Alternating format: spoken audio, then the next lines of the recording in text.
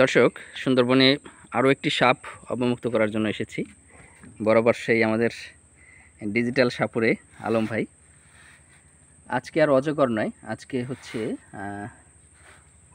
দেখেন কি অবস্থা, বয়ামের ভিতর কিভাবে আছে। আলম ভাই, কী সাপ এটা? দারাস সাপ। এটা হচ্ছে দারাস সাপ, অত্যন্ত ক্ষিপ্র গতির, এবং দারাসকে কিন্তু মানুষের বন্ধুও বলা হয়, কৃষকের বন্ধু, মানে এটা উপকারী সাপ।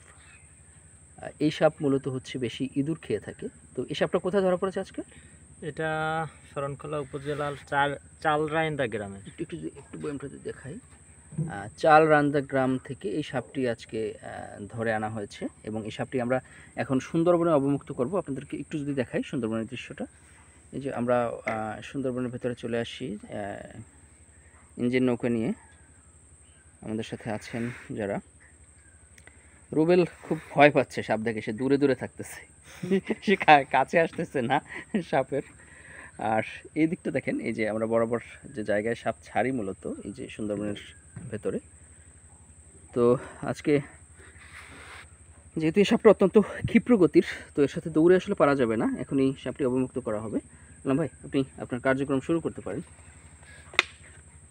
এখনই সাপটি এই যে দেখেন বের হচ্ছে ও আসলে এই যে বের হচ্ছে ওর, এই যে এখনই মাথা বের হয়ে যাবে ওর, মানে ওই যে এই যে দেখেন কিভাবে করতেছে আলম ভাই। হাতটা প্রয়োজনে ধরে না, এই যে নিচে নেমে গেছে এই যে নেমে গেছে। হ্যাঁ, এই যে দেখেন ও যে দৌড় দিয়ে চলে গেল।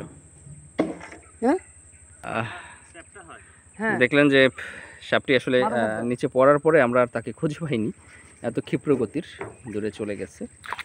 সুন্দরবনের নদীতে এখন জোয়ার, এটা হচ্ছে ভোলা নদী। যাই হোক, আমরা সাপ অবমুক্ত করলাম, এখনই চলে যাব এখান থেকে। বিদায় নিচ্ছি, আল্লাহ হাফেজ।